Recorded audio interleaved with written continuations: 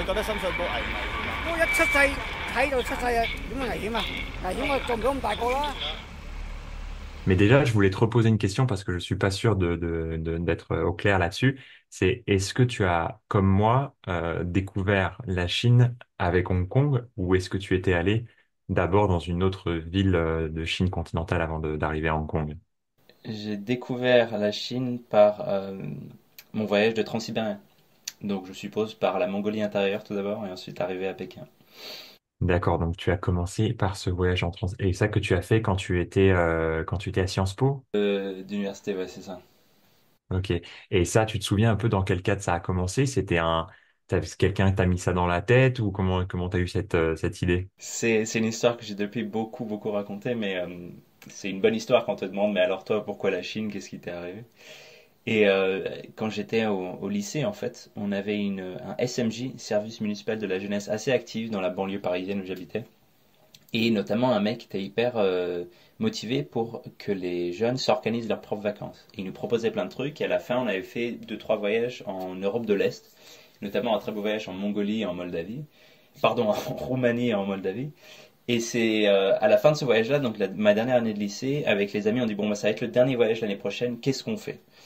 Et il y en a un qui dit on va le plus à l'est possible, on prend le transsibérien. Et on a tous regardé ça de plus près, on s'est dit bah ouais génial, on va faire exactement ça. Et donc on avait un an, moi c'était ma rentrée à l'université pour préparer ce voyage. Et j'ai un ami qui m'a dit Paul, moi je vais apprendre le russe, toi t'as qu'à apprendre le chinois. Parce qu'il y a un trajet du transsibérien qu'on peut prendre de Moscou à Pékin en passant par la Mongolie. Et c'est ce qu'on voulait faire. Et j'ai fait bah, très bien, ils offrent du chinois dans l'université où je vais. Je me mets au chinois, ça sera marrant, ce sera une bonne opportunité de voir où ça peut mener. Et bon, l'histoire courte, c'est que j'y ai pris goût sur une décennie, mais sur le court terme, j'y ai pris goût à l'apprentissage du chinois parce que c'était presque un jeu, c'était tellement différent, c'était presque un puzzle. Le fait d'apprendre à écrire les caractères, c'est aussi agréable, il y a quelque chose de un peu méditatif comme ça. Les tons, c'était complètement nouveau, assez difficile, mais voilà, c'est donc une petite fascination qui commence pour le chinois. Et puis surtout, après un an, fallait l'utiliser. Et donc je me retrouve dans un wagon de train pendant 6 jours et demi où notre chef de wagon, il y avait un employé qui était responsable de la gestion de la vie de tous les jours du wagon par wagon. Et c'était Monsieur Zhang, et c'était un Chinois qui parlait chinois. Et avec lui, il se débrouillait un peu en russe, il savait dire deux, trois trucs en anglais. Mais j'ai tenté mon chinois et c'est la première personne avec qui non seulement j'ai pu parler chinois, qui était en dehors de mon cours de chinois, mais c'est aussi la première personne qui m'a compris. Et donc ça c'était bien, c'est d'avoir quelqu'un qui me dise ah mais génial oui t'es étudiant, il comprenait, il dit ah oui vous allez à Pékin c'est super, lui il avait une fille qui était aussi étudiante, enfin voilà, il y a deux trois trucs comme ça que j'ai réussi, c'était vraiment à mon avis l'étendue de notre conversation s'arrêtait là, mais ça a été un vrai plaisir et pour moi a commencé ce qui a été ensuite très longtemps un apprentissage du chinois de toute ma vie en fait. C'est pendant ce trajet-là que tu as pu, bah, j'imagine que tu avais aussi beaucoup d'heures à tuer parce que c'est des trains qui sont relativement lents. Oui, c'est vrai que c'est pas des trains à grande vitesse. Après, moi j'ai apporté 5 bouquins. On avait une Game Boy, on avait 2000 trucs pour s'occuper. Et en fait, j'ai pas fini la moitié du premier bouquin parce que il se passe toujours quelque chose. On s'arrête toutes les 2 à 4 heures dans une gare où tu as quelques minutes pour sortir, te dégourdir les jambes, acheter des framboises aux babouchkas russes qui sont là pour essayer de se faire un peu de sous. Et hop, tu ressautes dans le train. Le wagon restaurant change à chaque fois que tu changes de pays, ce qui est assez marrant. Il change de cuisine, il change d'équipe. Enfin, il se passe 10 000 trucs en fait. Et du coup, t'as pas vraiment le temps de t'ennuyer. Et donc, il y a un moment où ce train arrive à la frontière qui sépare, j'imagine, la Mongolie et la Chine. C'est ça. Et c'est là que tu arrives en Chine pour la première fois. Ouais, et alors c'est des conditions assez drôles parce que le transsibérien il est donc sur des rails russes, puis mongols, puis chinoises. Il y a une différence importante entre les rails russes et mongols qui sont en fait les rails de l'ex-URSS et les rails chinoises. C'est qu'elles sont pas sur le même, il y a un mot technique pour ça, mais en gros elles sont pas espacées d'autant. En Chine ils ont sur le standard international qui est le même que le standard européen et qui doit être le même aux États-Unis. Alors que en ex-URSS, dont la Mongolie, c'est bien plus grand en gros. Mais du coup, ce qu'ils doivent faire, c'est qu'il faut changer les rails sous le train. Et pour changer des rails sous un train, c'est pas simple. Donc, ils lèvent le train quand on est dedans. Hein, c'est de la nuit qu'ils font ça. Souvent, on arrive. Ils lèvent tout le train. Ils changent les roues en fait pour pouvoir être sur les nouvelles rails. Et hop, tu repars. Mais ils le lèvent pas les deux côtés en même temps, il lève d'un côté comme ça, donc on se retrouve un peu penché, et puis il repose et il lève l'autre côté. Alors il y a quelque chose d'un peu extraordinaire dans cette arrivée en Chine pour moi. Donc ça, tu le savais qu'ils allaient changer les roues ou tu l'as découvert après? On nous l'a dit, mais je savais pas que ça. Moi, ce qui m'avait surpris, c'était le coup de, on est penché, puis hop, on est repenché de l'autre côté. Ça, on me l'avait pas dit. Ouais, ça doit être assez surprenant, ouais. Et donc ça, ce train-là, il te dépose dans plusieurs villes. Comment ça se passe? Ou est-ce que tu continues jusqu'à Pékin? Mais on peut prendre les billets pour la ville qu'on veut, là où il s'arrête. Donc, il s'arrêtait encore dans quelques villes en Chine avant d'arriver à Pékin. Et je ne saurais plus te dire lesquelles, mais ça doit être des Chines en Mongolie intérieure pour le coup. Et, euh, et nous, on allait directement à Pékin. On sait pas, on a fait le choix d'aller directement de faire tout le train d'un coup, donc Moscou-Pékin. Et là, t'es resté combien de temps la première fois? Une semaine, un peu plus.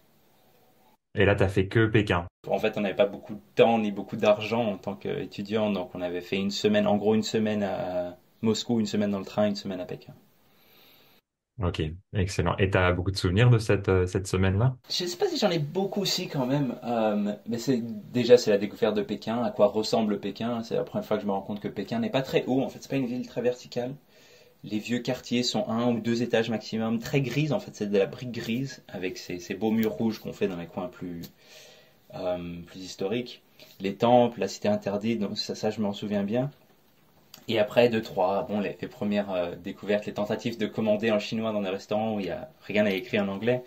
Du coup, bah, tu finis par un peu montrer des trucs au pif parce que tu sais pas quoi faire et on te ramène une assiette. Moi, je me souviens, on avait eu une assiette de chips et une assiette de cacahuètes. Et le serveur nous a dit, ben voilà, c'est ce que vous avez commandé. Bon appétit. Mais c'est vrai que moi, pour avoir fait le chemin un peu à contraire, où j'ai commencé par Hong Kong et puis ensuite Pékin, c'est vrai que j'ai eu un effet extrêmement vertical à mon arrivée à Hong Kong, ce qui me rappelle souvent les écrits de Louis-Ferdinand Céline qui parle de son arrivée à New York, où il dit à quel point c'est une ville qui se dresse et à quel point c'est en hauteur, etc. Et moi, j'ai eu un peu ce choc-là avec Hong Kong, où en plus, en arrivant de nuit comme ça, dans quand tu te retrouves dans le bus à deux étages et puis que tu arrives directement dans un Hong Kong illuminé, c'est vrai que c'est assez vertigineux et c'est pas du tout une impression que tu peux avoir à Pékin pour le coup. Ça, c'est quelque chose, je pense, dont on a déjà parlé, mais effectivement, mon arrivée à Hong Kong est extrêmement similaire à la tienne. Aussi par train, c'est marrant, je suis arrivé à Pékin par train et à Hong Kong par train. Et c'est l'ancienne gare de train de Hong Kong qui était à Hong Kong, qui est un peu excentré.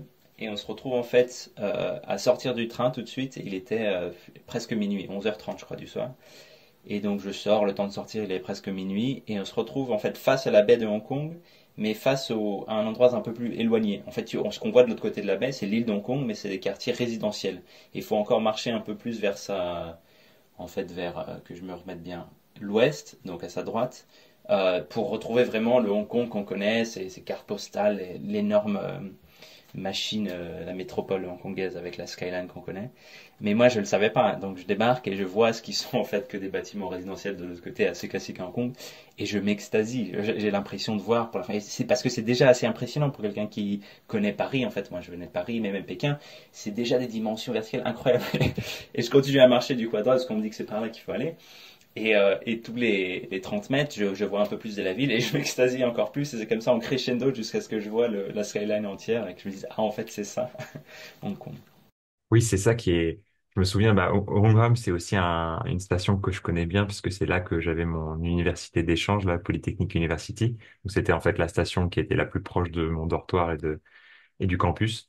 Et c'est vrai que si tu pars non pas du côté carte postale et que tu vas de l'autre côté, en fait, c'est une skyline qui est à perte de vue et ça ne s'arrête jamais, quoi. Et avec des espèces de buildings qui s'enchaînent comme ça, comme des dominos. Et oui, c'est vrai que de nuit, en plus, ça crée, t'as un éclairage très particulier que je pense quand les auditeurs écouteront, quand tu penses à Hong Kong, tu penses souvent un peu à des images comme ça, d'Épinal, de certains réalisateurs, certaines choses qui nous viennent à l'esprit. Et pour le coup, on se rend compte là, de l'océan qu'il peut y avoir visuellement, entre Pékin et Hong Kong, quoi. Non, Hong Kong, à ce côté, comme il y a souvent assez de nuages, c'est une ville qui reste humide, il y a ça rebondit en fait, la lumière rebondit sur les nuages. Donc on peut oublier déjà tous les néons et il se passe 10 000 trucs en termes de luminosité, mais juste ça, comme c'est une ville qui a tellement d'habitants, qui a tellement de grands bâtiments, qui éclairent tellement, et ça rebondit tout de suite sur les nuages, et il fait jamais vraiment nuit. Il y a une sorte de nuit laiteuse comme ça à Hong Kong qui donne une sensation très différente de Pékin, où par contre le soir, on n'entend rien dans la Hutong, ça c'est incroyable. Le bruit s'arrête, alors que à Hong Kong ça ne s'arrête jamais.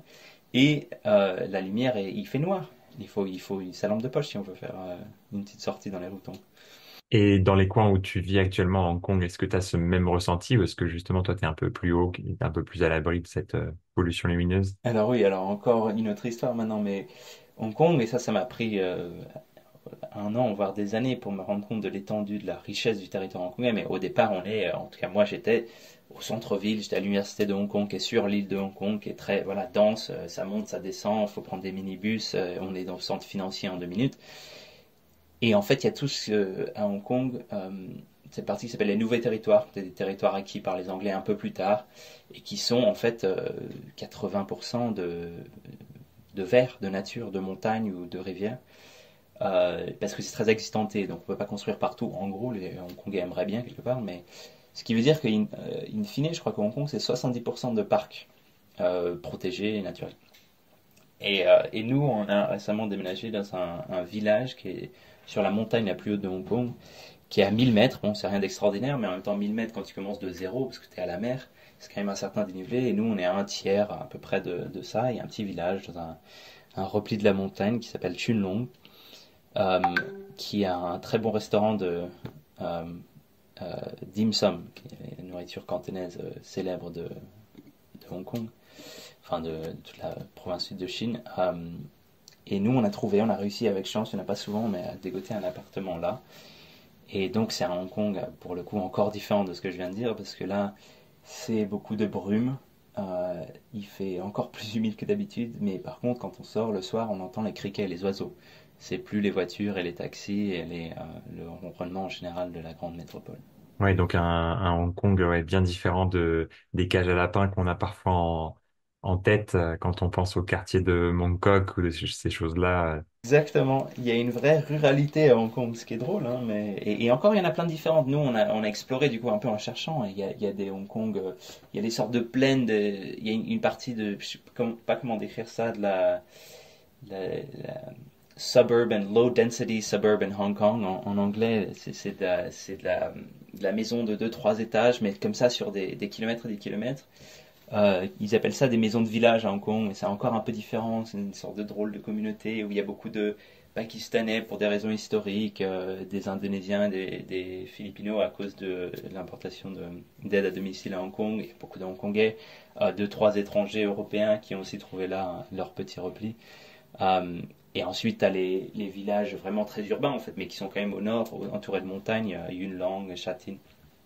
Et encore des villages plus comme les miens, vraiment repliés et petits. Et tout ça, c'est différent à chaque fois. Et en fait, c'est différent. Par exemple, on compare souvent Hong Kong et Singapour, mais Singapour, c'est que la ville. C'est trop petit comme territoire. C'est beaucoup plus petit que Hong Kong.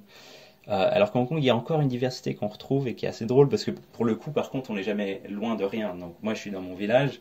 J'appelle ça un village de montagne, donc on peut avoir un certain imaginaire autour, mais je monte dans un minibus et en 12 minutes, je suis dans un métro, dans un centre-ville où j'ai tout ce que je veux. Alors justement, à propos de la diversité de Hong Kong, je voulais te poser une question parce que je me souviens très bien du restaurant indien où tu nous avais emmenés à l'époque, qui était situé en plein dans Chungking Mansion.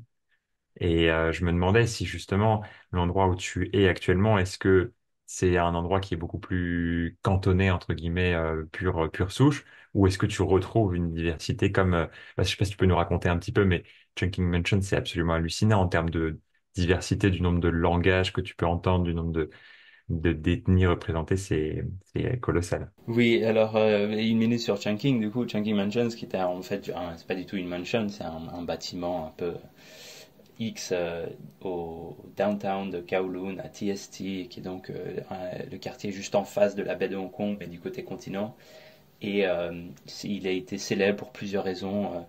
Je pense toujours aujourd'hui, le bâtiment avec la plus grande concentration de chambres d'hôtes, de petits hôtels en fait, au monde, ce qu'on appelle en anglais des hostels. C'est là qu'on trouve sa chambre, souvent un peu miteuse, mais la moins chère de Hong Kong. À tel point que c'est presque victime de son succès. Maintenant, il faut aller au bâtiment un peu juste à côté, Mirador Mansions, pour des trucs un peu moins chers, parce que c'est tellement connu. Mais surtout, en fait, c'est les deux premiers étages où il y a des commerces, des restaurants, des revendeurs de téléphones, d'appareils électroniques, des agences de voyage, qui sont concentrés pour toute la communauté ce qu'un anthropologue appelle le Global South to South Relationships. Et c'est donc des vendeurs de téléphones pakistanais qui vendent des téléphones à des businessmen nigériens et qui mangent dans des restaurants malaisiens en buvant un thé népalais. C'est vraiment ce mélange-là, Chungking Mansions. Et du coup, effectivement, comme tu disais, on retrouve tous les backpackers américains, européens, d'Amérique latine et les businessmen de partout, et juste les gens qui aiment bien manger indien, parce qu'il y a plein de bons restaurants indiens, etc., etc., etc. Donc c'est un endroit qui, pour les Hongkongais chinois classiques, Hong Kong, il faut quand même le rappeler, c'est 92% chinois, donc c'est une ville qui, en dehors de ça, est hyper homogène ethniquement, comparé à une ville comme Paris ou Londres ou New York. Mais c'est un endroit pour le coup, quand les Hongkongais débarquent, ils n'ont pas l'impression d'être chez eux. C'est une expérience d'altérité pour eux, et il y en a beaucoup d'ailleurs qui, en fait, gardent une image de Chungking Mansions qui est un peu dépassée, mais dans les années 90, c'était un lieu de, même avant en fait, 70-80, de drogue, de prostitution, de criminalité organisée. Et ça, depuis, bon, ça a évolué. Hong Kong est passé au-delà, mais on garde un peu cette image un peu de l'endroit qui fait peur, on ne sait pas ce qui va arriver, qu'est-ce qu'on va nous demander quand on nous amène dans une chambre au 10e étage, où est-ce qu'on va se retrouver. Et tout le monde a une histoire un peu d'être resté une fois, de s'être réveillé avec des cafards sur le dos, d'avoir dû enjamber quelqu'un pour aller à sa chambre qui dormait par terre, enfin voilà, toutes sortes d'histoires comme ça. À l'époque, moi, en 2016, on m'avait dit que c'était un endroit où tu pouvais tout à fait y aller de jour et puis même pour découvrir la restauration indienne, que des lieux. Mais on m'avait dit quand même d'éviter de prendre une chambre là-bas, quoi. Non, mais même de prendre une chambre là-bas, je pense qu'on te le disait plus parce que tu pouvais tomber sur un mec pas très honnête qui donnait des trucs pas très propres. C'était ça ton risque, c'était de te retrouver avec la peau qui gratte, pas avec la gorge tranchée. Hmm. Ok, je vois. Je me souviens en 2016 justement, ouais c'est ça, pour Noël 2016, j'ai fêté Noël, le réveillon, non le Noël, le soir de Noël, avec des amis jusqu'à 2-3 heures du matin à danser à Chungking Mansions, parce qu'il reste toujours 2-3 gars là qui aiment bien boire ensemble le soir, mettre un peu de musique dans les couloirs vides, et enfin tu vois, c'était chaleureux, c'était drôle, et on se sentait jamais en danger. Et pour ce qui est j'allais dire l'expérience entre guillemets cantonaise, parce que c'est vrai que moi, j'y ai pas vécu suffisamment pour vraiment avoir une idée de ce que ce qu'elle peut procurer comme cadre social, mais l'impression que j'avais, c'était que c'était assez difficile d'accès sans maîtriser la langue, en fait, et que cette barrière de la langue cantonaise faisait que on vivait parfois dans le même quartier, mais en fait, il y avait très peu d'échanges et très peu de connexions qui s'opéraient, quoi. Est-ce que toi, maintenant que tu es dans un coin qui est un peu plus reculé et peut-être un peu plus intime, est-ce que t'arrives à avoir plus peut-être de connexion sociale avec les gens qui t'entourent? Oui, ça, je pense qu'on a beaucoup de chance dans le village où je suis. Chunlong, où c'est un village Hakka. Et les Hakka, qui étaient une ethnie chinoise, enfin, qui est devenue une ethnie séparée, qui étaient des Chinois comme les autres Chinois, qui ont dû fuir un moment leur terre d'origine et qui sont retrouvés implantés comme ça, comme une diaspora à l'intérieur de leur propre pays, dans plusieurs endroits. Et il y en avait à Hong Kong, qui était un village en fait assez pauvre. Les Hakka, selon la dynamique socio-historique du lieu, par exemple à Taïwan, tu demandes les Hakka, en général, les gens les voient comme des familles riches qui ont bénéficié de leur réseau justement de diaspora au moment de l'enrichissement de Taïwan. À Hong Kong, c'était un village très pauvre. Et donc ce village était assez isolé, il fallait 1 à 3 heures de marche selon l'état de la route pour aller jusqu'au village le plus proche, la ville la plus proche plutôt. Et depuis, bon, ça est ouvert, il y a une route, il y a le minibus, tout est facile. Mais ils ont gardé cette mentalité un peu d'entraide et de pas avoir les mêmes réseaux que tu retrouves. Parfois, on accuse un peu, et il y a un peu de vérité, un peu d'imaginaire là-dedans, mais d'autres villages de Hong Kong un peu plus connectés, en fait, des réseaux de clans qui sont devenus des réseaux presque mafieux. Les triades, c'est souvent lié aux chefs de village qui sont liés à la police locale. Enfin, il y a toute une sorte de réseau comme ça. Et là, on échappe complètement à ça, parce que c'est un village qui était beaucoup plus autonome et beaucoup plus seul. Mais par contre, qui est connu pour avoir ces deux bons restaurants de dim sum. Et ben, on va y manger souvent, on retrouve les gens du village, on nous reconnaît. Ah bah oui, ouais, et on n'a pas beaucoup des gens qui ont ma tête à Chunlong, et du coup on me reconnaît vite, on me parle, on discute. Et c'est vrai que de parler un peu cantonais, ça aide. Mais en fait, c'est d'être là sur le long terme. C'est que quand tu viens le week-end pour manger une fois, on te fait coucou et tu repars. On t'a déjà vu hier, ah, mais tu reviens, ah, mais t'habites là en fait, ah, mais qu'est-ce que tu fais là? Pourquoi tu t'es ici, hein? Et on a de la chance, les gens sont hyper accueillants à Chulon. Alors, si je me trompe pas, ce qu'on appelle les haka en mandarin, c'est les Kejiaren, c'est ça? Kezia. Et alors, pour la petite touche de mandarin, que, en fait, c'est ce qu'on retrouve aussi dans Keren ou dans dans tout le vocabulaire qui va être lié au fait d'être un invité, en fait. Yo, que, lu, que, quand on travaille, quand on voyage, on voit beaucoup ce caractère-là. Et si je me trompe pas, c'est en fait, c'est une ethnie qui s'est retrouvée, entre guillemets, invitée, d'où le nom de Kozia, qui est donc la famille invitée, entre guillemets, puisqu'il y a eu un changement dynastique et qui se sont retrouvés non plus dans l'ethnie majoritaire qui était à l'époque les Han, mais qui sont retrouvés sous le joug d'une nouvelle ethnie. Alors, je simplifie sûrement énormément, mais mon impression que c'était au moment du passage des Ming. Non, les Ming, c'était des Han. Les Ming au Qing, les Qing, c'était des Mandchous, donc c'était de ça. Les Mongols, c'était Yuan. C'était après les Song, donc c'était il y a plus longtemps. Souvent dans mon imaginaire, on les associe avec ces maisons de rondes qui sont construites qu'on appelle les toulots. Alors, est-ce que tu peux nous parler un peu des toulots? En fait, j'aimerais bien en voir, j'en ai jamais vu de ma vie de Toulon. Mais c'est ces grosses constructions rondes centrées sur une cour centrale à plusieurs étages qui sont en fait pratiques pour avoir une vie communale ensemble dans sa société à Aka, mais aussi pour se protéger des changements externes et d'une Chine toujours un peu incertaine avec une histoire politique complexe et les choses peuvent vite changer. Et donc on était protégé de l'envahissement de brigands, de chefs d'un guerre local qui passaient par là, etc., etc. D'accord, et c'est l'idée de mettre tout au centre, et puis en fait tout le monde vit autour sur différents niveaux, etc. Ouais, ouais. Il y a alors ça, mais un petit détail, une anecdote drôle sur Hong Kong. Mais à Hong Kong, il y a plein de bâtiments de construction extraordinaires. Pour les architectes, c'est assez drôle. Mais il faut bien dire que le bâtiment résidentiel moyen, il n'est pas très joli. Déjà, on voit tout. Quand ma mère, qui est architecte, est venue à Hong Kong, m'a dit oh, les architectes de France auraient une crise cardiaque ici parce que on met tous la tuyauterie, l'air conditionné, tout est visible de l'extérieur. On cache rien. Et donc, pour un endroit dont on est habitué à faire des jolies façades extérieures, ça peut surprendre. Mais il y a un endroit à Hong Kong où il y en a deux d'ailleurs, je pense, des bâtiments comme ça, qui sont des bâtiments de résidence publique. En fait, le gouvernement de Hong Kong a construit beaucoup de ce qu'on appellerait des HLM en France, mais qui s'appellent des public estates en anglais à Hong Kong. Parfaitement rondes. Mais c'est des tours, par contre, qui font, je sais pas, 40 étages, j'ai oublié la taille. Et on peut y rentrer, alors faut un peu se faufiler, ils n'aiment pas trop que parce que les gens habitent là, mais si on va vite et qu'on dit rien, on nous laisse rentrer. Et en fait, ça ressemble, tu viens de me faire rencontrer, à une Toulo moderne version hongkongaise. C'est assez joli à visiter quand on est à Hong Kong. Un Toulot, mais qui ferait 40 étages. Il y a une activité qui se fait au centre de ce bâtiment. Bref, tu vois, c'est la vie moderne à Hong Kong, la grande ville, chacun fait un peu sa vie et rentre chez lui, mais oui, il faut s'imaginer être en bas, et voilà, c'est un grand cercle tout autour de nous, où monte, monte, monte, et, il y a, et à chaque étage, c'est des balcons, en fait, qui c'est un passage central où on peut marcher jusqu'à sa porte, qui est ensuite vers l'extérieur.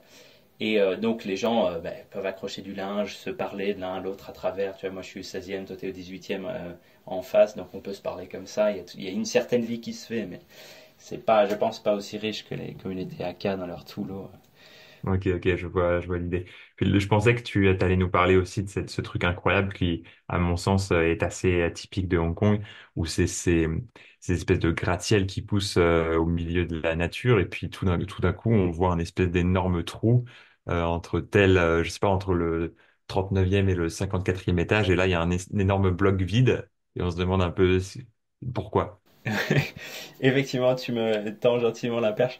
Il y a beaucoup de constructions à Hong Kong qui ont été conçues avec des principes du feng shui chinois. Et c'est en fait une raison historique intéressante, mais beaucoup de la culture traditionnelle chinoise, au-delà de Hong Kong, s'est retrouvée un jour persona non grata en Chine à cause de la révolution culturelle et en général de la suspicion que les nouveaux cadres du Parti communiste avaient envers les choses de l'ancien régime et ont fui à Taïwan, à Singapour et à Hong Kong. Et donc Hong Kong, en fait, il y a un intellectuel chinois qui parle de façon très intéressante de ça, de la Chine qui s'est reconstruite de ses marges.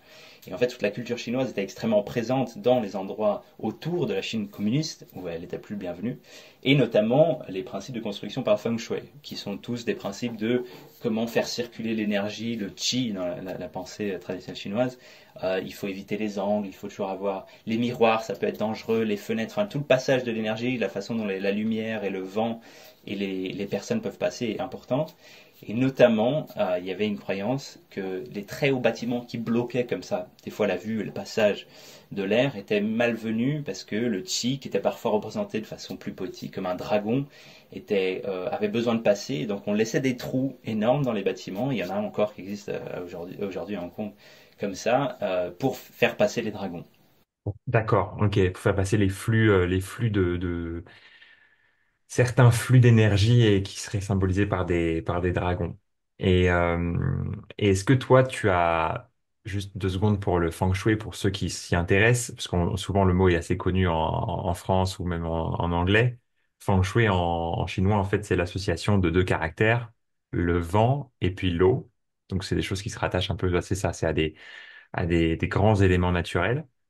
Est-ce que tu as des principes, toi? Moi, j'en ai un, par exemple, que je vais te livrer. Il y en a un qui m'a marqué. C'est, par exemple, effectivement, on ne met pas de miroir dans une chambre à coucher. Il paraît que c'est extrêmement malvenu parce que pour un peu un mélange, je sais pas si c'est exactement du feng shui ou de la superstition, mais c'est a priori, c'est parfait pour attirer des âmes malveillantes, quoi. Est-ce que toi, là, chez toi, dans ton quotidien, est-ce que tu as des principes de feng shui qui sont présents ou qui sont respectés? Non, nous, on n'a pas vraiment ce genre de croyance, même si ma femme est hongkongaise et chinoise et connaît un peu ces choses, mais la plupart des gens aujourd'hui s'en fichent.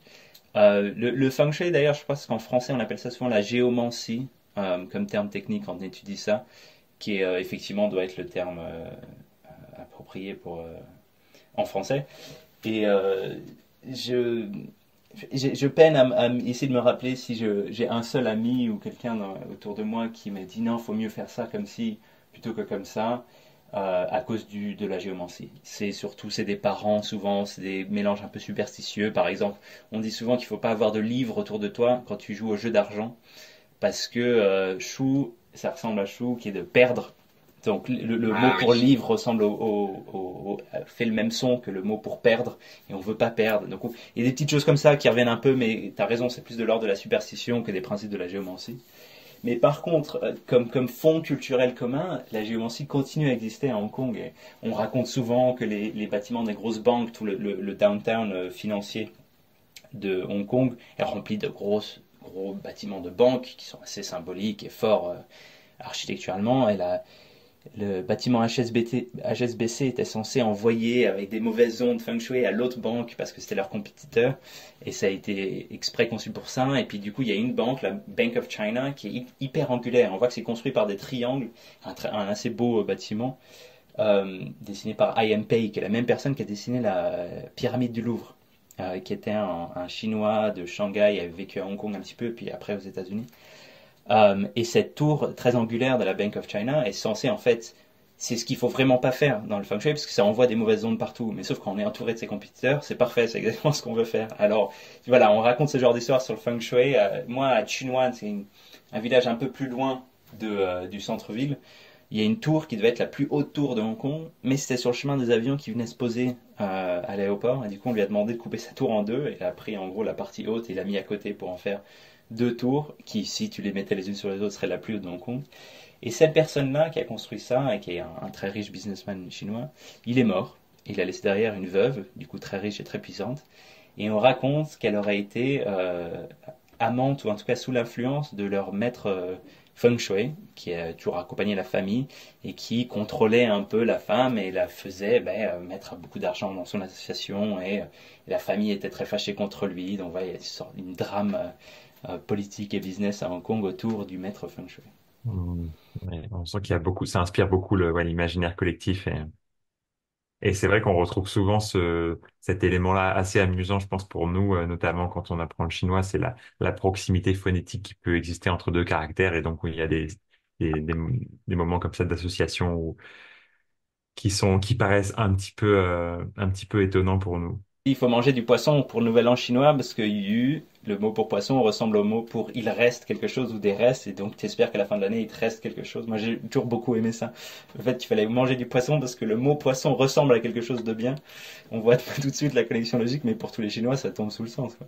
Et j'allais te demander, est-ce que toi, tu as connu l'époque de Hong Kong où il y avait encore cet aéroport hallucinant où les avions se posaient en fait en plein centre-ville? Des avions qui littéralement frôlaient les gratte-ciel, quoi. Il y a on voit ça dans certains films, je crois que c'est dans Chungking Express où tu as un avion qui se pose un moment et tu te dis, mais comment c'est possible que ça soit légal, quoi.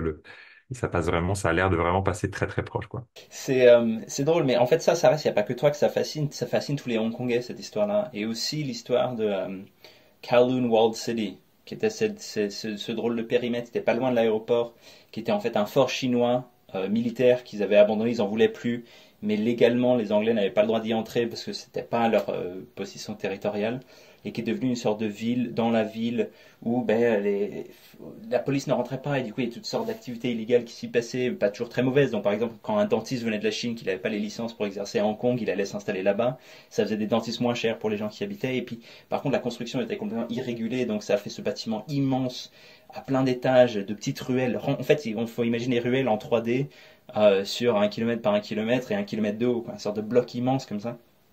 Et ça continue, qui a été détruit depuis il y a longtemps, à peu près au même moment où ils ont déplacé l'aéroport. Et il y a pas longtemps, ça, on parle de recommandations de films, il y a un film qui est sorti, qui est en fait un film de kung-fu hongkongais qui s'appelle Kowloon World City, qui est une histoire d'un maître de kung-fu à l'intérieur de cette ville dans la ville. Et on voit beaucoup de scènes avec l'aéroport et les avions qui passent juste à côté. Parce que ça reste un imaginaire hongkongais hyper fort, on adore, c'est le sort de cyberpunk hongkongais, ouais, toute une ville, il y a des animations intéressantes qui sont autour de ça. Et tout. On est en plein dedans. Ça, Hong Kong, de toute façon, le truc de Hong Kong, c'est qu'ils sont coincés dans une sorte de crise identitaire qui les ramène toujours à un passé rêvé et jamais vraiment accompli, qui est beau. Hein. Il y a plein de choses magnifiques autour de ce qu'on peut faire de ça, mais aussi parfois difficile pour les Hong Kong. Transition toute trouvée pour parler un petit peu justement de l'évolution de Hong Kong et de cette espèce de prise en tenaille entre l'identité cantonaise et puis l'influence on va dire, du mandarin, mais plus généralement de la Chine continentale sur cette ville. Est-ce que tu peux nous parler un peu, je sais que c'est une question très vaste, mais qu'est-ce qui te vient en tête en fait dans la façon dont cette ville a changé depuis que tu l'as découvert? Écoute, on ouvre à une grosse porte là de beaucoup de questions différentes et de beaucoup de choses qui sont passées à Hong Kong. 2011, c'était quand même après le retour de Hong Kong aux Anglais, un gros moment de l'histoire de Hong Kong, mais c'était le début d'une nouvelle vague de plus jeunes activistes politiques qui demandaient plus d'indépendance, qui repoussaient les tentatives de la Chine continentale de commencer un peu à influencer les matériels d'éducation qu'on utilisait dans les écoles à Hong Kong, de mettre un peu plus d'éléments patriotiques dans les textbooks des enfants, et aussi qui continue à demander le suffrage universel, qui avait été plus ou moins promis par la Chine au moment du passage des mains anglaises aux mains chinoises, et puis jamais vraiment entériné. Et donc à partir de 2011, justement, on commence à avoir ce genre de mouvement politique un peu venu d'en bas, avec un parti démocratique qui essayait de s'y rattacher, de le repousser. Et puis en fait, c'est coup après coup des déceptions. C'est-à-dire que on arrive un peu à repousser la Chine, puis finalement, non, ça passe quand même, puis on espère avoir le droit de vote, puis ça passe pas, puis ça passe pas. Puis la Chine fait une contre-proposition en disant, vous avez le droit si vous respectez nos conditions de veto, mais non, on n'en veut pas, alors on repousse et hop. Et on arrive en fait à 2015, au gros mouvement de ce qui a été appelé plus tard Occupy Central. Central qui est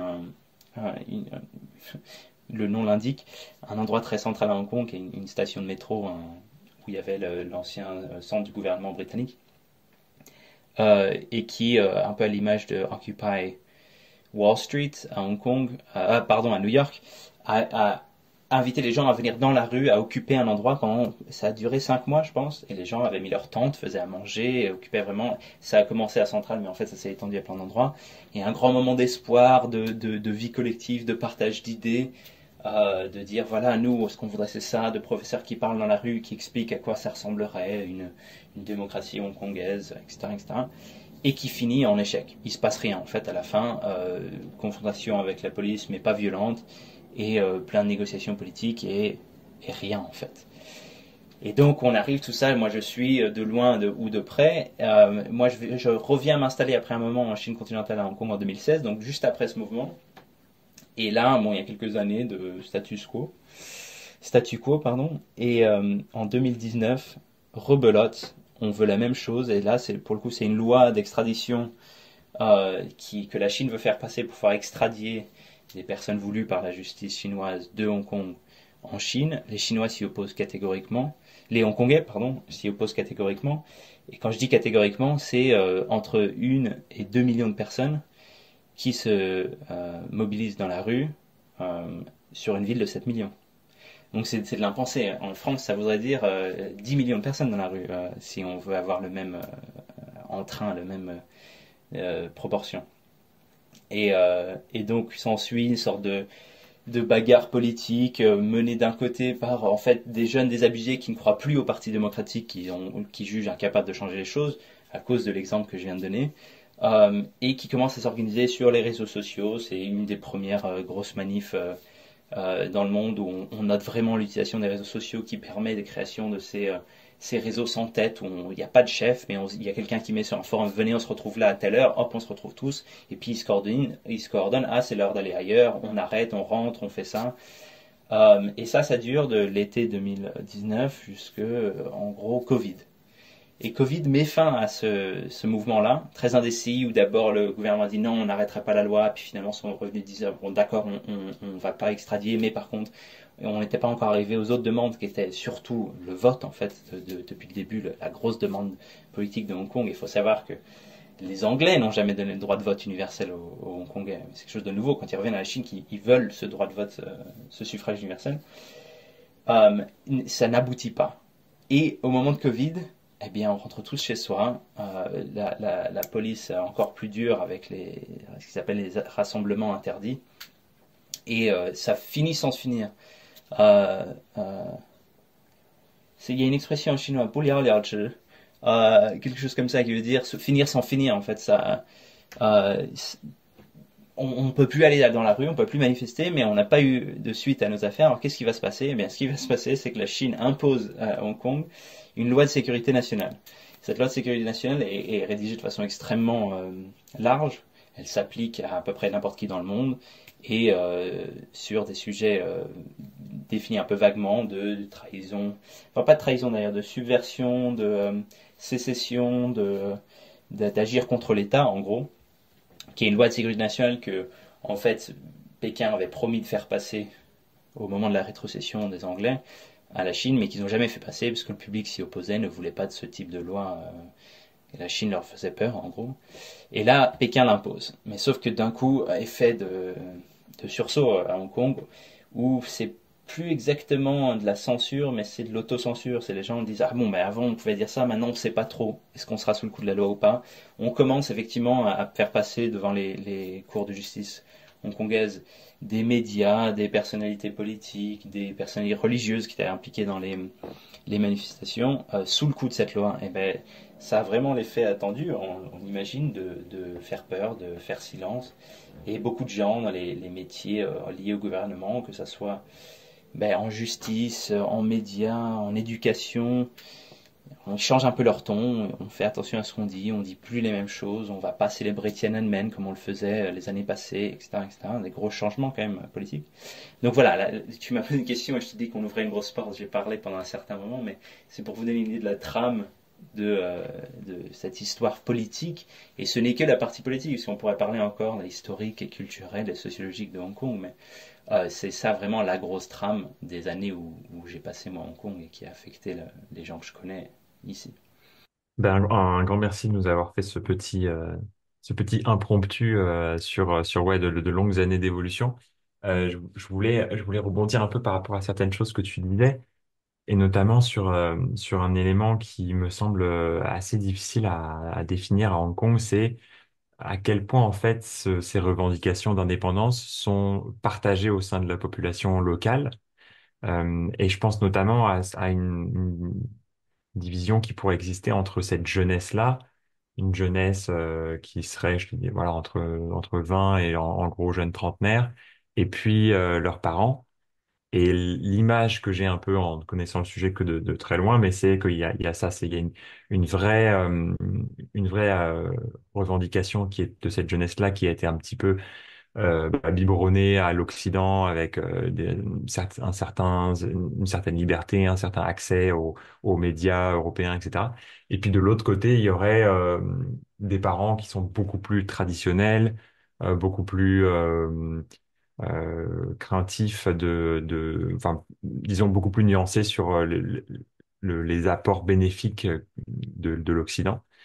Est-ce que c'est aussi une vision que tu as entre, en gros, une jeunesse, tu disais une jeunesse abusée, et puis des parents plus traditionnels, ou est-ce que c'est plus compliqué que ça?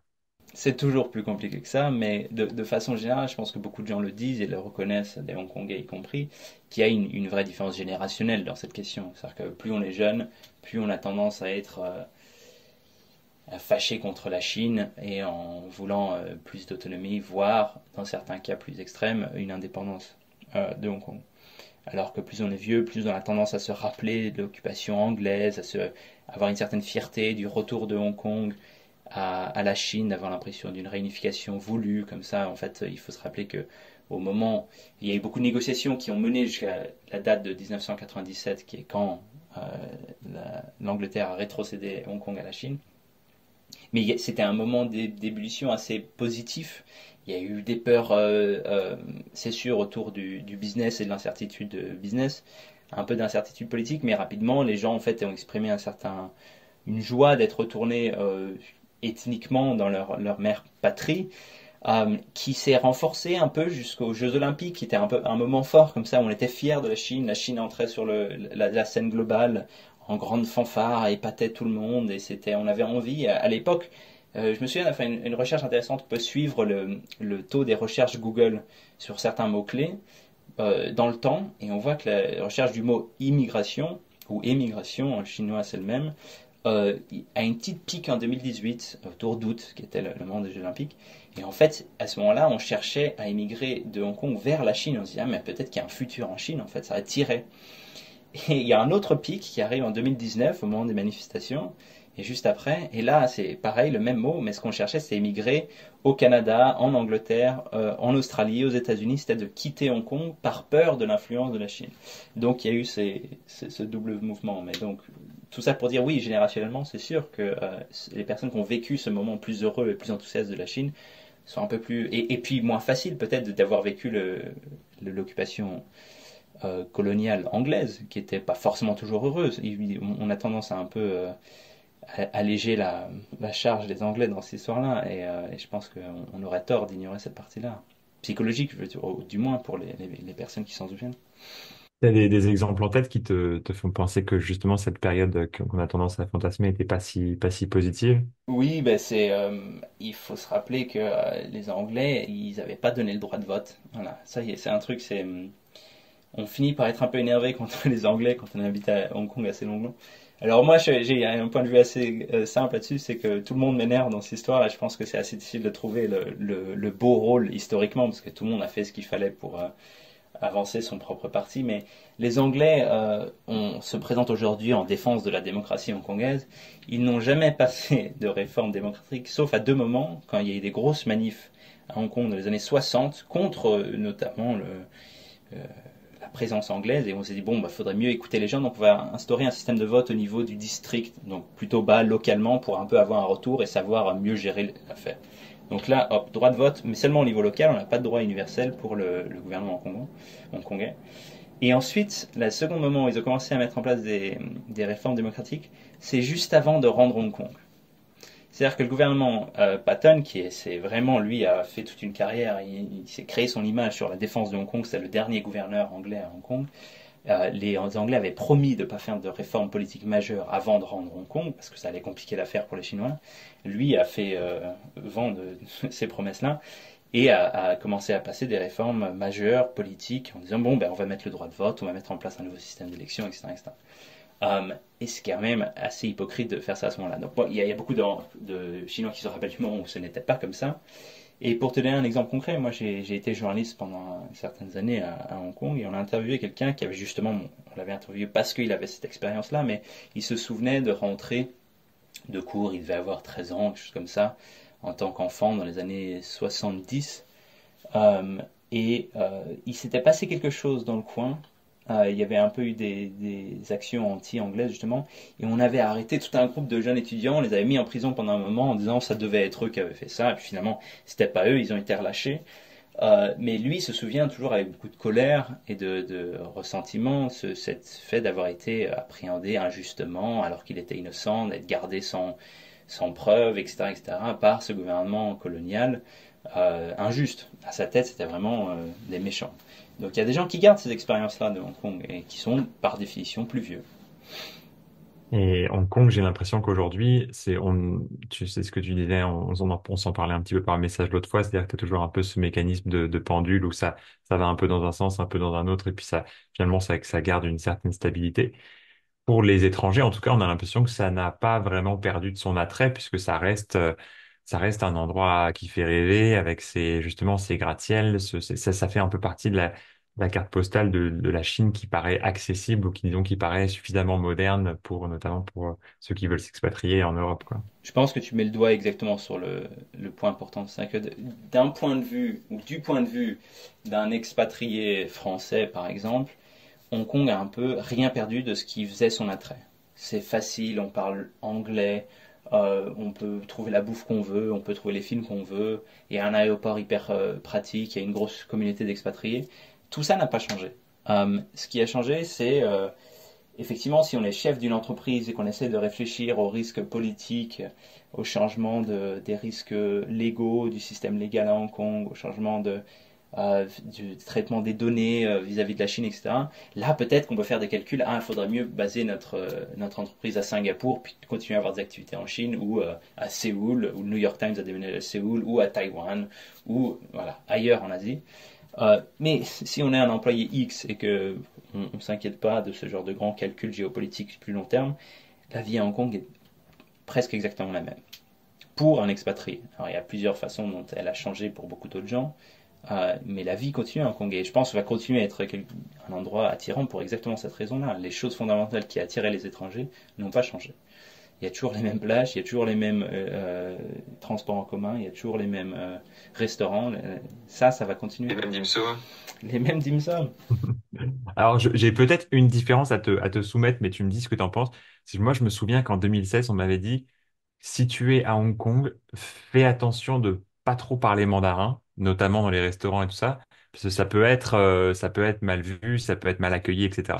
Et j'ai l'impression qu'avec les années, maintenant, tu entends du mandarin à tous les coins de rue. Est-ce que tu as un peu ce sentiment aussi? Oui, alors ça c'est quelque chose que beaucoup de gens disent.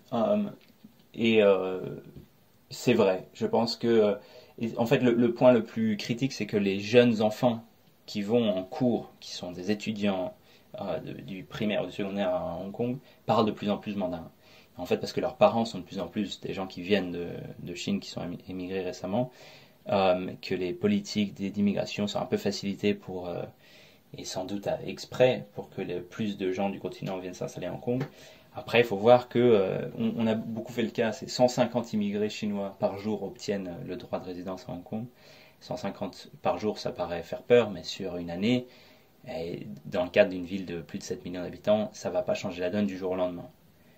Mais oui, c'est sûr qu'il y a plus de mandarins qu'avant. Après, je pense que moi, ça n'a jamais été vrai qu'il ne fallait pas parler mandarin si on était blanc.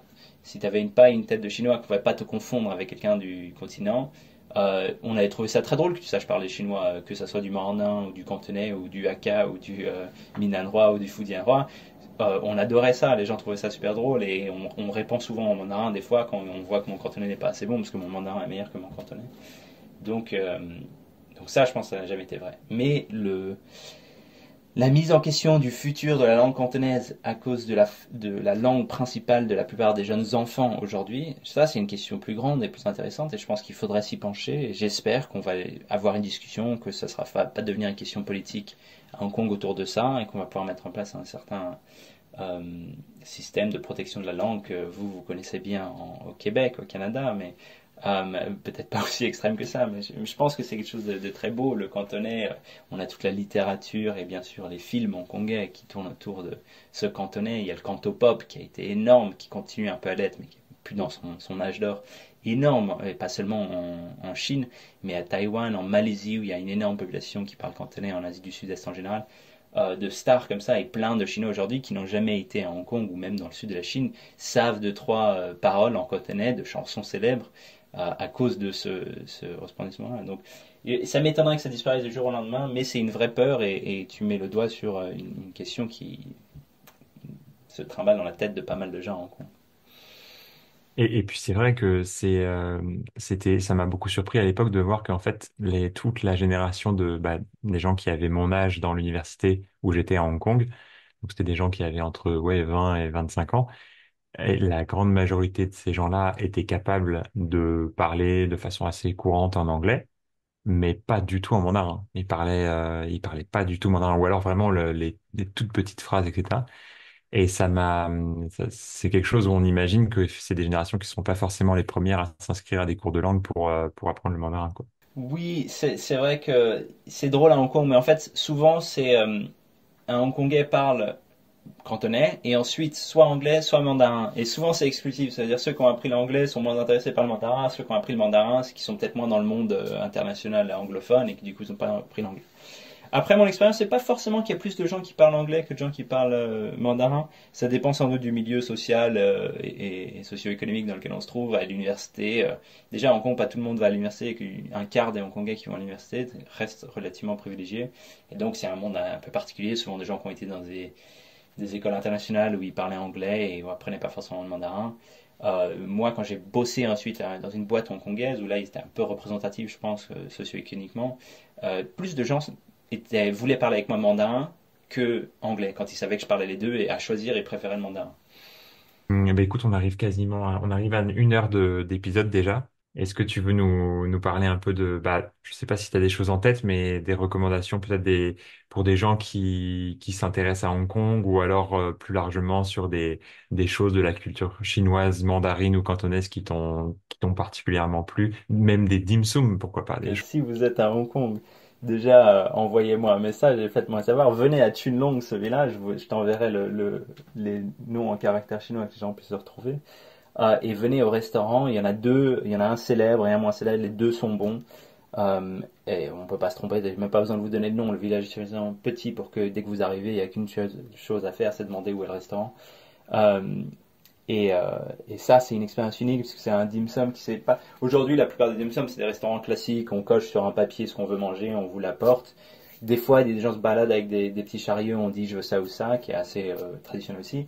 Là, pour le coup, c'est un sort d'endroit centralisé où les dim sum, c'est des petits beignets, en fait, des petites bouchées. Dim sum, on pourrait traduire ça par bouchée. Et c'est à la vapeur. Ce sont des petites caisses souvent faites en bambou traditionnellement qu'on met sur une grosse machine à vapeur comme ça et on se déplace, on va à la machine à vapeur, on soulève tous les chapeaux de ces caissons-là en bambou pour voir ce qu'il y a à l'intérieur. On dit, ah bah, je veux celle-là, je veux celle-là, je veux celle-là. Et celui-là, il est à plusieurs étages, il y a des terrasses où on peut s'installer, mais il y a les dim sum que tout le monde aime bien, les plus connus, et souvent quand ils sont prêts, ils annoncent au micro, voilà, ceux-là vont être bientôt prêts. Et hop, faut courir pour être dans les premiers à arriver avant que tout disparaisse et prendre celui qui veut. Donc, c'est une expérience assez drôle. Des fois, les week-ends, les vieux viennent avec leurs oiseaux pour les accrocher en cage, qui est un truc assez chinois qu'on trouve d'ailleurs de Pékin à Hong Kong. Donc il y a une ambiance comme ça très agréable et très drôle. Et puis on mange très bien, faut quand même dire. Donc ça, première recommandation, tu as absolument raison. Venez à Chunlong pour le dim sum. Et alors, quand ils les annoncent, j'imagine qu'ils font l'annonce en cantonais. Vaut mieux y être avec un ami cantonais. Est-ce que tu peux Euh, nous faire une petite annonce de dim sum cantonais à ne pas rater? ben ça, c'est les siumai. Les siumai ou les hagao, Siomai, ah oui. c'est les plus Siomai, connus. ouais. Alors quand ils hurlent, là, siumai, siumai, ah, là c'est leur dialecte. Il faut pas être végétarien, moi c'est mon problème, c'est que je veux pas manger de viande, mais quand je mange dim sum c'est impossible parce que tout a du porc ou un truc délicieux. On peut s'en sortir si on mange des crevettes, parce qu'il y a pas mal de trucs aux crevettes. Et est-ce qu'on s'en lasse des dim sum ou en fait, disons que t'as une telle panoplie Oui. de choix possibles que est-ce que t'en as marre parfois de manger dim sum? Non. C'est mon portefeuille qui en a marre au bout d'un moment, parce que bon après non, ici c'est pas trop cher en fait, on s'en sort bien, mais euh, c'est vrai que tu as raison, c'est une cuisine qui est hyper variée. Il y a toutes sortes de choses et on peut manger que des légumes si on veut, parce qu'ils ont plein de légumes. Après, c'est pas exactement des dim sum. Il y a toutes sortes de dim sum différents. Il y a du sucré, du salé. Il y a des thés différents à boire. Enfin, ça, c'est difficile de se lasser. C'est comme si on te disait, est-ce que tu en as marre de la cuisine méditerranéenne? Non. Il faudrait vraiment que je mange que le même plat à chaque fois. Mais comme il y a une panoplie de plats, tout va bien. Et alors, juste petite question technique sur l'assortiment des dim sum, parce que ça, même je suis toujours un peu confus. Quelle est un petit peu la règle à suivre en termes de ce que tu mets dans ta petite coupelle? Est-ce que tu mets une sauce soja? Est-ce que tu mets du vinaigre? Est-ce que ça dépend? Est-ce que tu mets de la sauce Il y a des règles très précises là-dessus. Et souvent, tu mets pas la sauce. C'est pas comme du hot pot où tu te prépares ta sauce et ensuite tu trempes ce que tu prends dedans. Mais chaque dim sum, il y a j'allais dire un appareillement, non, une sauce particulière qui va avec. Et on te l'apporte souvent. Il y en a un où c'est la gipsap, qui est la sauce Worcester en fait, qui vient des Anglais, qui est restée là. Ce qui me fait beaucoup rire parce que Worcestershire sauce, c'est difficile à dire en anglais. Et les Cantonais ont traduit ça par gip. Et du coup, Worcestershire sauce, c'est gipsap, qui veut dire la sauce gip. Moi, j'adore ça. Ça va avec les têtes de lion, qui sont en fait des grosses boules de bœuf, de viande de bœuf. Ça va avec la gipsap. Après, t'as les changfen qui va avec de la sauce soja. Et ça, on te demande, vous en voulez? Ok, on vous la met tout de suite.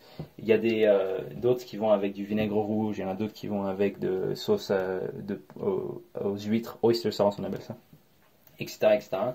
Moi, je ne suis pas ces règles-là. Donc, j'aime la gipsap à mourir. En fait, j'aime tout ce qui est un peu acidulé. Et donc, j'en mets avec à peu près tout, y compris les buns sucrés, ce qui rend absolument fou les Hongkongais. Jasmine, ma femme, quand elle m'a introduit, elle dit, voilà, ça c'est Paul, il aime bien mettre la gipsap avec les beignets sucrés. Et les gens font une grosse tête. Oh, mais non, c'est vrai.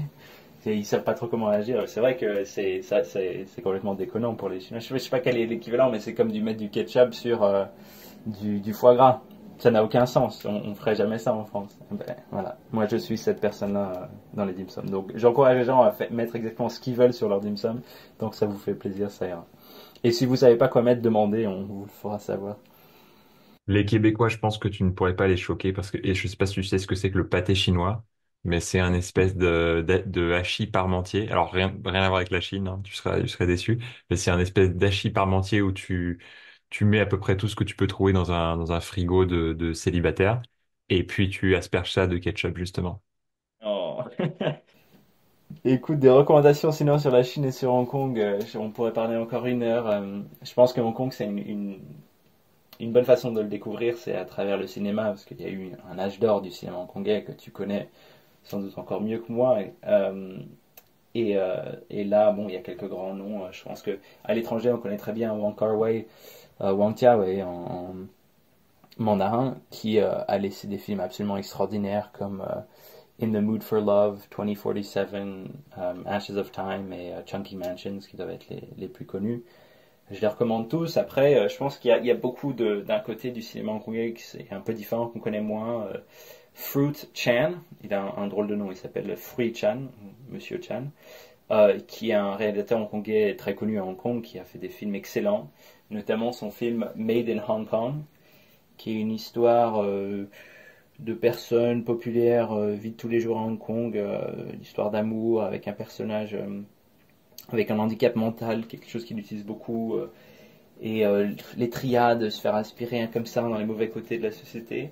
Et en fait, tout ce film-là, c'est une allégorie du retour de Hong Kong à la Chine.